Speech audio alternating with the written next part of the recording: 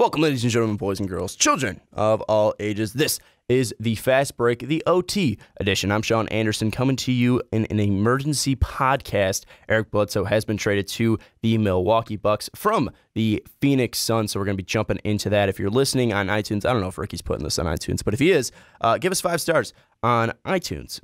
Why don't you be a good friend to us and give us 5 stars on iTunes. If you're listening on Blog Talk Radio, thank you so much for checking us out on there. And also, check out patreon.com/mostvaluablepodcast. We really appreciate it. We just had Patrick do a segment with Brandon and Ricky on baseball. And if you want to check that out, $10 tier, you can be on a podcast with us. You pick the segment, so it should be fun. But let's get into this emergency podcast for a superstar. I'm just saying, Kyrie didn't get one, and Eric Bledsoe is getting one, recording this in between classes. And I got the notification on my phone from Woj, his notification of dropping a Woj bomb, and you just look at it, and like Ricky Widmer put it in a text, it's like a 2K trade. Eric Bledsoe goes to Milwaukee. Phoenix gets Greg Monroe, a first-round pick that's lotto protected, and then also a second-round pick, and this is all according to Adrian Wojnarowski from ESPN. And I just look at this and wonder what Eric Bledsoe's trade value actually was, because obviously he had the tweet saying, I don't want to be here anymore, and then he comes out and was like, I was at the hair salon with my girlfriend. Then the NBA comes out and fines him, for $10K, and Windhorst had a great tweet earlier saying that was the best $10K that Eric Bledsoe's ever spent, and I completely agree with him, because now he's going to a place that he wanted to go to. Apparently, Milwaukee's on the top of his list. He wanted to play with Giannis, and he wanted to go to the playoffs. He's going to have the chance to do both this year, and I look at this, and I'm just appalled and shocked. Not appalled, but shocked that this is what, Phoenix gets in return for Eric Bledsoe. I know Eric Bledsoe isn't a superstar. I know Eric Bledsoe is a guy with injury problems, but this is something where Greg Monroe is an expiring contract after this year. Greg Monroe's been extremely inconsistent for the past 3 years with the Milwaukee Bucks. He kind of turns it on at some points. He wasn't bad in the playoffs last year, but he hasn't been consistent enough for him to be in the starting lineup for the Milwaukee Bucks. He wanted out, so you're getting a guy that is not even lined up with your age group. If you're the Phoenix Suns, he's 27 years old. His contract's going to be up after this year. He's not going to want to go back to Phoenix because they're just, a couple years away from being a playoff team. And you look at the first-round pick. Cool, you get a first-round pick. It's going to be a young player, but that's lotto protected. So you're getting 15 or back, and most likely if the Bucks make the playoffs, it's going to be a 20 or later pick. So it's not like you're getting a great first-round draft pick here. You're getting a guy in the 20s to 30s range where, we obviously see stars come out of those ranges. Jimmy Butler comes to mind.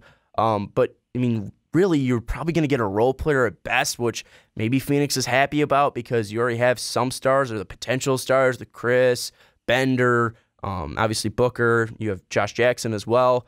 And then you got a second rounder as well. But Milwaukee doesn't need those damn picks. They're already a young team. You look at Brogdon, he's young. He's his second year in the league. He's 25. He's already lined up with Giannis. Giannis is still young. Bledsoe's only 27 now. You look at Tony Snell, he's young. You look at Don Maker, he's obviously, we think he's young. He's 19 years old, possibly could be 45 years old. We don't know.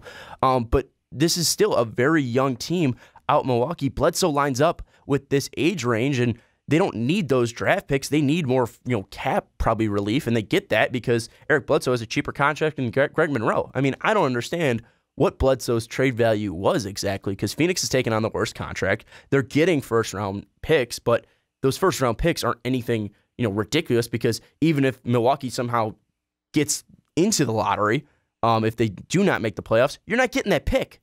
So, that's going to, roll back, and it's going to keep rolling back until it's a 20 or, 20 through 30 pick. So, I look at this, and Milwaukee's a clear winner. The losers is 3 straight, and they're one of the worst defensive teams in the league. 25th out of 30 when it comes to defensive ratings. And Bledsoe is a guy that's going to bring you defense, and he's a guy that's going to bring this starting lineup defense. So, I don't understand, what Phoenix was thinking here. You get absolutely screwed by Bledsoe tweeting that I don't want to be here, but it was common knowledge that he didn't want to be there.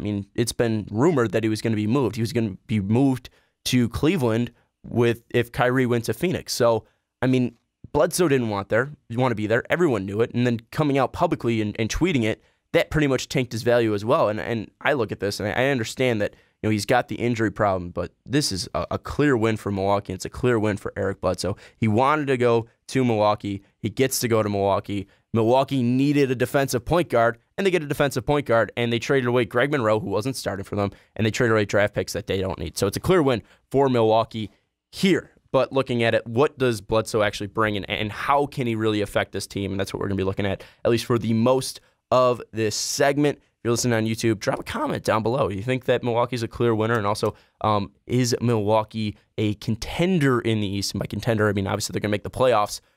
They're struggling right now, below 500, but it's only 9 games in the season. But do you think that they can contend with Cleveland, Boston, Washington, Toronto in the playoffs, especially now with this Bledsoe deal? Let me know in the comments down below. Also, don't forget to subscribe to our channel if you are listening on YouTube. But looking at Eric Bledsoe and what he brings to the Milwaukee Bucks, he's going to bring D, and he's going to bring secondary ball handler. And obviously, he had a pretty good year last year, 21 points, but I'm going to write that off just because of the fact that he was playing on a terrible Suns team that was nothing out there. I mean, they were starting 19-year-olds. They had one of the youngest starting lineups in NBA history near the end of the season.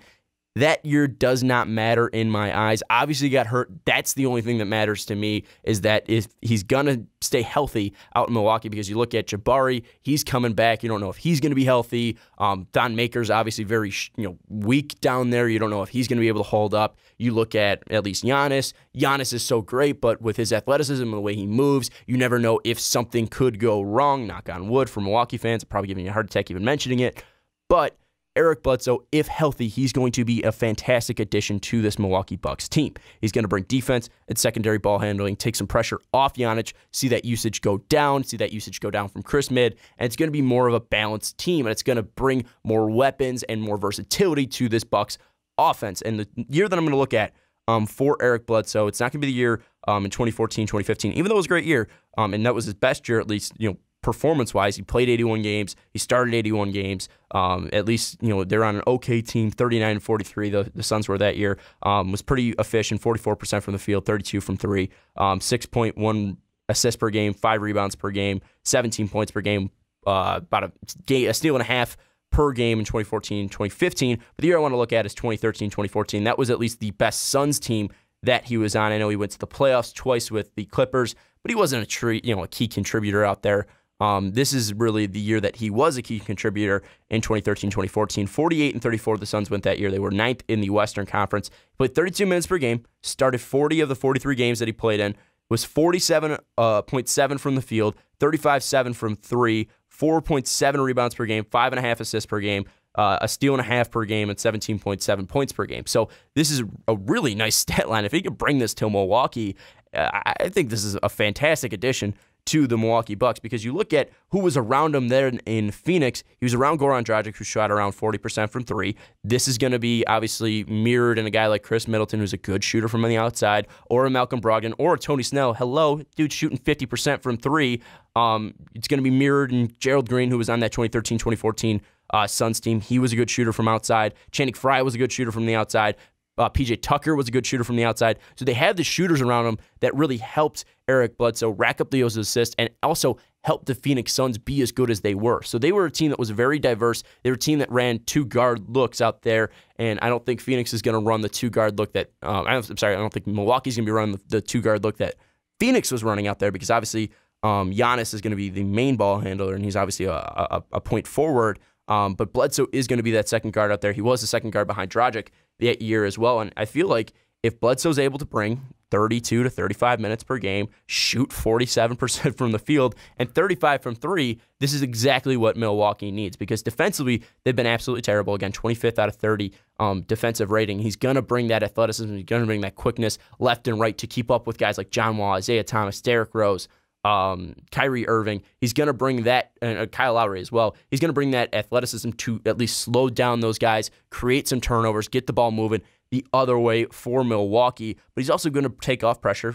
from Giannis, like I said. And looking at the possible lineup, this is the lineup that I would roll if I was the Milwaukee Bucks. Right now, they're rolling out Brogdon at point, Snell at shooting guard, Chris Midd at small forward, Giannis at power forward, and then Henson at center. What I would be rolling with, and at least this is for the time being, Jabari's going to be coming back, but this might be the lineup I would run even with Jabari back. Bledsoe at point, Snell at shooting guard, small forward Chris Midd, point want to say point forward because he is point forward in Giannis Antetokounmpo, and center in John Henson. And you might be wondering why Brogdon is on the bench, why Jabari Parker's on the bench, and why Thon Maker's on the bench. And the reason is, defensively, this is where the team struggles. They're not really struggling offensively because you have Giannis who's able to put up points, and you have at least Chris Midd and Snell to be that outside shooting. So at least Giannis and Bledsoe are going to be your two ball handlers. Snell has been lighting it up from the outside. Chris Midd has struggled a little bit, but obviously we saw the potential in his scoring where he put up 43 against Charlotte. And then Henson's going to bring at least that rim protector down low. And you could probably run, super small ball, and I don't know if it's really small because all these guys have ridiculous wingspans, but you could probably run Giannis at center, power forward, Jabari when he's healthy, Chris Midd at small forward, Tony Snell at shooting guard, and Bledsoe at the point. You could also move Chris Midd to the shooting guard. But the reason I'm leaving Snell in there is because he is that great of a shooter this year for them. And he's been a great shooter. He was a great shooter last year as well. Shot over 40% from three. Right now he's shooting over 50% from three.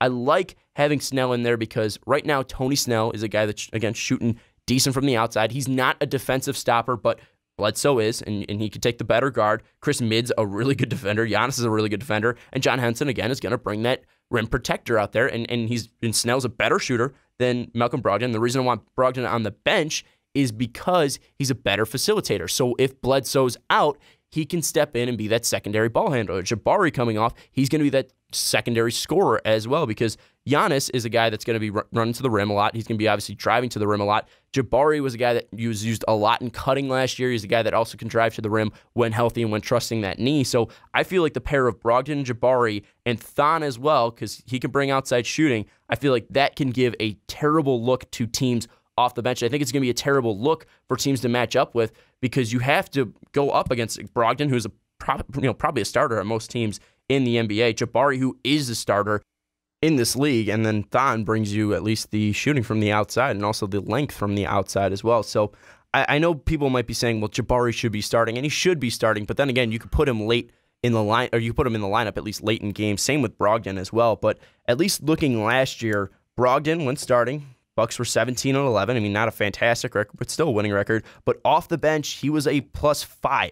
So, I mean, he was a 5.5. So he was better coming off the bench because he had a negative plus-minus in the starting lineup. He was adding points, and at least he was a positive coming off the bench last year. And Brogdon, for as fantastic as he is, and he has all the skill to start on this team, I would just like, seeing the lineup of Jabari, Brogdon, and Thon coming off the bench. You could leave Chris Midd in there. You could leave Tony Snell in there. And that could bring in a look where you're bringing athleticism and shooting out there to pair with the look of Bledsoe and Giannis, which could be a very physical mix out there. And it could be a very dangerous mix for teams to start with. And the big thing with this is now you have 8 potential starters on this team. I know Thon hasn't looked great this year, but now adding Eric Bledsoe is going to give him more open looks. You're going to see that, 3-point percentage go up.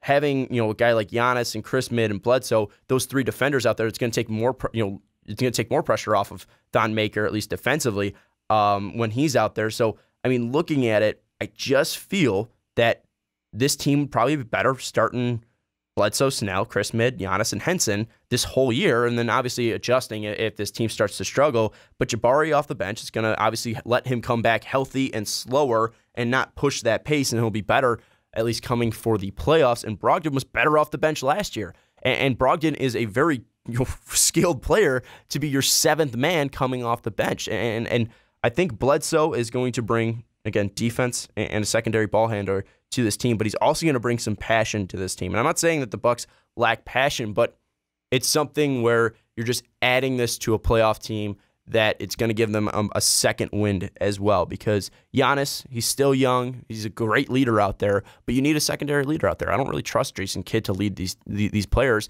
And Eric Bledsoe, I think it shows a little immaturity tweeting what he did, but then again, he did run the mature route of requesting a trade to McDonough in the offseason and just not getting it, and he just got frustrated. So Milwaukee, I feel like they're going to crucially benefit from bringing in Eric Bledsoe, and I feel like they're going to have a different way to attack these teams because, you obviously have now 8 guys who could possibly be starters for you, and I think the 3 clear starters for them is going to be Bledsoe, Chris Midd, and Giannis, and then obviously they're going to adjust accordingly to who they play. But at least looking at the other Eastern Conference teams and how they match up, I think this is going to be the thing that I look at. So if you're looking at how the Bucks pair up, at least against the Cavs, You look at Bledsoe going up against either Isaiah Thomas or Derrick Rose, depending on when they're playing them, and also, they're going to be running those two-guard sets, and not two-guard sets, but they're going to be running both of those guards out there. Bledsoe is going to at least be able to put a body on Isaiah Thomas, and Isaiah Thomas is still a fantastic scorer. We all know that, but Bledsoe is bigger. He's stronger out there, and he's going to be able to body up Isaiah Thomas and possibly knock him off some of these screens that he's running. I mean, he was crucially great at running off these screens and running these sets, in Boston last year. And if they try to do that in Cleveland, Bledsoe can body up and keep with Isaiah Thomas, at least quickness-wise. And I feel like Bledsoe's going to be able to at least slow down Isaiah Thomas. But the thing about the Cavs is they're not running sets here. They're not running designed offensive plays, so I don't think that's going to change when Isaiah Thomas comes out here. So Bledsoe, as long as he can stay on the outside perimeter and slow down Isaiah Thomas when LeBron's the ball handler, I think Bledsoe can do that very efficiently. And you look at least if Isaiah Thomas is bringing up the ball, Bledsoe's proven to be a great on-ball defender. So Bledsoe's going to be able to slow down Isaiah Thomas, take away their second scorer. You look at Chris Midd or Giannis, who's ever guarding LeBron, it's most likely to be Giannis. I feel pretty confident that, I don't think, outside of Kawhi and Paul George, I don't think there's another guy that I'd probably trust. I mean, Jimmy Butler as well. So there's three guys that I trust guarding LeBron for sure. But other than that, I mean, it's really a crapshoot. And with Giannis's length and ability and size, I'm I feel very confident, at least looking at the other players in this league who could defend LeBron James. I put Giannis near the top, at least guarding LeBron James, because, Giannis does have the size to at least deal with him in the post. He does have the speed to keep up with him driving. Shooting-wise, he has the length to close out on shots. So I trust Giannis guarding LeBron James. Now, is that going to mean he's going to slow down LeBron James? No, but can he at least slow him down to maybe 25 points per game, maybe steal a couple passes, force some turnovers? Yeah, and I think that Giannis probably guarding LeBron is probably one of the best options, at least in the NBA, when it comes to players defending LeBron. And then you look at guys like Chris Midd or Jabari Parker guarding Kevin Love. Kevin Love's probably going to be able to body up both of those guys, but at least length and quickness-wise, they're going to be able to guard them on the outside if K-Love's sitting in the corner shooting threes. Tony Snell, I mean, I'm not really worried about Tony Snell against J.R. Smith. I know Tony Snell isn't a great defender, but he at least gets the job done, and he has length to at least close out on shots. So at least defensively, I really like how the Bucks match up with the Cleveland Cavaliers. And that's not even mentioning guys like Brogdon as well, because I think John Henson probably just skinnier than Tristan Thompson. I would take Tristan Thompson over John Henson, but I mean, John Henson isn't a bad defender. John Henson has the length to stuff Tristan Thompson. He's got the length and size to grab some boards as well. I feel like maybe the only downside is they won't be able to out-rebound the Cavs. But then again, the Cavs aren't that great of a rebounding team. And offensively, I mean, we've seen the Cavs struggle immensely defensively, and I feel like Giannis is going to have trouble going up against LeBron. I know people give shit to LeBron for not being a great defender anymore, but I feel like when you're getting up against playoff Bron will be able to slow down Giannis to possibly 27, 26, and we've seen LeBron slow down Giannis before, so that's probably going to be a danger there. But then again, you look at Bledsoe, and Bledsoe going up against Isaiah Thomas. Isaiah Thomas is not a good defender. We know this. It's not like J.R. Smith is going to be able to slow down Bledsoe as well, because they're going to be running design pick and roll sets, and Bledsoe's going to beat him off the dribble, and Bledsoe's going to be able to at least penetrate and dish it out to a shooter. So I really like the way that offensively the Bucks and offensively and defensively the Bucks match up with the Cleveland Cavaliers. I mean, they have the way to stop their secondary scorer in Isaiah Thomas and Eric Bledsoe. You look at least who can slow down LeBron. You have Giannis. I mean, I don't know if Giannis is going to shut down LeBron every single night or slow down him every single night, but he can at least do probably one of the best jobs in the NBA. I mean, obviously there's better guys, again, like Jimmy Butler, Kawhi Leonard, Paul George. But, I mean, I'd probably take Giannis over most of the guys in the league to defend LeBron James because of his size and his athleticism. So, I mean, I really like the way that the Bucks match up with the Cavs. Looking at the Celtics, I feel the same exact way, because Giannis going up against guys like, Jaylen Brown and Jason Tatum for as well as they've been playing this year, when it gets to the playoffs, it's obviously going to be a different monster. But then again, Bledsoe versus Kyrie, Bledsoe's probably going to be able to slow down Kyrie. I feel like the Celtics probably might be the toughest challenge for the Bucks, and the only reason is just because they are such a well-coached team, and they're able to give different offensive looks every time coming down. They're really good defensively. They stay home defensively. But the thing that I would give the edge to the Bucks is athleticism, size, and quickness, because, and also rebounding as well, because Al Horford's a pushover down low, at least grabbing boards. I mean, Al Horford showed that last year in the playoffs, and John Henson, Jabari Parker, Thon Maker, Giannis, Chris Midd, Eric Bledsoe even. I mean, these guys can grab boards, and I feel like that's going to be something that the Bucks can win, and then at least, if they're able to force turnovers as well and keep the ball in transition and moving, with guys like Giannis Antetokounmpo, good luck trying to stop him in transition. I feel like the Celtics give the Bucks the hardest matchup in the Eastern Conference, matching up wise. But then again, I feel like the Bucks could still give them hell. And I feel like looking at the two top teams in Cleveland and Boston, the Bucks could hang with them.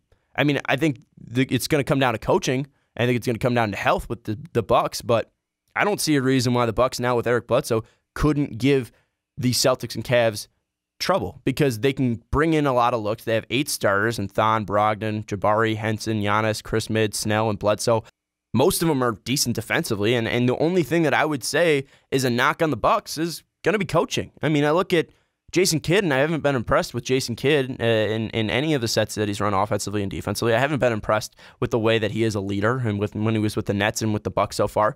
And I feel like if he goes up against a coach like Brad Stevens, he might get steamrolled just because Brad Stevens is going to outcoach him, and I feel like the talent level, is equal on these teams now. So at least talent-wise, the Bucks match up, and this is insane to say. I think this trade probably puts the Bucks as the 3rd best team in the East, because at least looking at the other teams in Toronto, I like Bledsoe against Kyle Lowry. I would still take Lowry, but then again, they don't have a guy like Giannis. They don't have a guy like Tony Snell, Brogdon, and Jabari Parker coming off the bench.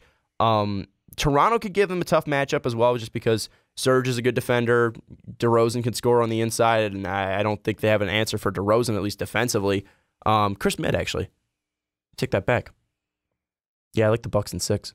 And then also, looking at the Magic, I don't trust the Magic. The Magic are still Folkleys in my eyes. And then obviously there's the final team, the Washington Wizards, and maybe the 2-guard set would kill them. But then again, they don't have a bench in Washington. Like I said, the Bucks have a bench. So looking at this, I feel like the Bucks are probably the 3rd best team in the East, and I feel like they can match up with the Celtics. Call me crazy, but I honestly see that being a possibility. I absolutely love this trade from Milwaukee. And you didn't have to give up anything. You gave up Greg Monroe and two picks that you're not going to use. At least looking at the Suns, like I said early on, Greg Monroe's deal's off the books after this season, $17.8 million this season, but he's done after the year. But they're not signing anybody. No one wants to go to Phoenix. No one wants to play with this young team. There's no young guys that are going to be on the free agent market that you need to pick up. What, you're going to go get Ja with that money? No one wants Ja. No one cares about Ja right now. Where's Ja? No one cares about him. I mean, you're not going to be able to get a guy like LeBron James if he hits free agency. You're not going to be able to get a big market guy. You're going to be able to get role players who are going to get the best paycheck of their life because you have so much money floating around you need to hit the floor. I mean, the Suns, great. You got cap relief after the season. You got a 20th through 30 pick, and you got a 2nd-round pick. I mean, unless you use those picks to really fill these holes that are on your team, which are a ton, I don't see how this is the best deal that the Suns got. Because, and I'm also looking at Denver, Cleveland, New Orleans, Detroit, that they couldn't match this offer. Like, really? Like, Detroit, you had Reggie Jackson. He's better than Greg Monroe. And he's at least a point guard that's going to at least fill a hole for the Phoenix Suns after trading that. And I know that Reggie Jackson didn't want to go to the Phoenix Suns and didn't want to bring in a cancer, possible cancer, like Reggie Jackson into your locker room, especially with these young players. But I'm shocked that no team can match this. So I look at the Suns, and I feel like they're a huge loser. I mean, Greg Monroe, I don't think he brings anything to this team. It's not like Phoenix. I mean, he brings something to this team. He's going to bring a presence down low, at least physically. He's going to be able to grab some boards for you, but I don't see how this takes Phoenix to the next level. I don't see how even in 2 to 3 years this is going to help Phoenix get to the next level. I mean, I don't think any of these, maybe you can pair these picks to get a possible superstar, but then again, I mean, it's 20 to 30 pick. You're not getting a lottery pick here. It's lottery protected. How could you not even get it lottery protected or like top 5 protected? I mean, that's insane. The Suns fucked up here. And credit to Eric Bledsoe, because you handled it the right way during the offseason, and they didn't trade you. You wanted to be traded. It's probably a little immature to tweet what you did, but it got you out of Phoenix, and Phoenix seems like a train wreck right now. So, Phoenix, you fucked up. Milwaukee, you didn't. You're looking great, and I really think this positions Milwaukee to possibly be a true contender in the Eastern Conference, because you look at the Cavs, the way that they've been playing, they've been looking absolutely terrible out there. LeBron had to drop 57 for them to even get a win over Washington. You look at Boston. Boston is a very well-coached team, and they have all the talent there to be a possible contender. But the thing is with Milwaukee is they can give you at least different looks consistently out there, where you look at Boston, and I don't see the scorers or the ball handlers on their bench like Milwaukee does, and Jabari and Brogdon, or even then the shooters and Snell and Chris Midd, or whoever is on the bench that ends up on the bench for Milwaukee. It's going to be crazy. And if they go small as well, their smalls can rebound, because Giannis will be at the 5, Chris Midd will be at the 3, Jabari would be at the 4, Brogdon probably be at the 2, and Bledsoe at the 1. I mean, like, that's a ridiculous lineup right there. And if they throw out that lineup, I don't see how Phoenix can really hold. I'm sorry, not Phoenix. Boston can really hold up against that. So I honestly like Phoenix's chance. I keep saying Phoenix. I really like Milwaukee's chances this year. I really think that Milwaukee this year made a fantastic move. And then again, you look at this next year, Bledsoe still under contract for $15 million. And the only worry that I have for this deal is Eric Bledsoe's health. But if they use him in less minutes, which they can do, because they have at least the bench depth to at least put in a Malcolm Brogdon in there, they can limit to him possibly like 32 minutes a game, 30 minutes a game. Bledsoe should be fine. I really like this if Eric Bledsoe can remain healthy. But let me know what you think down in the comments below. Or you can also tweet at us at Most Valuable Pod. You can also tweet at me at Schwarbo. If you're listening on iTunes, if Ricky put this up on iTunes, I don't know what the deal was. It's an emergency pod, so everything's frantic out here. Rate us on 5 stars if you are on iTunes, if you're on Blog Talk Radio. Thank you so much for checking us out. We record this every single week, the Fast Break Podcast. We do emergency podcasts when big news breaks, and we also just cover the news around the NBA. It's usually Dave and I. We started a new format on YouTube, so if you guys are watching on YouTube, sorry that there was no video, but again, it was an emergency pod, and when emergencies call, drastic measures need to be taken, so you're seeing our logo up there right now. Big shout out to Ricky Widmer for editing this. Hopefully it wasn't terrible. Hopefully I lived up to Dave Oster's hopes, because I know he texted me, don't let me down. So hopefully I didn't let you down, Dave. Guys, thank you so much for listening to this emergency podcast. We will be back this week with more Fast Break for you, but I will see you next time.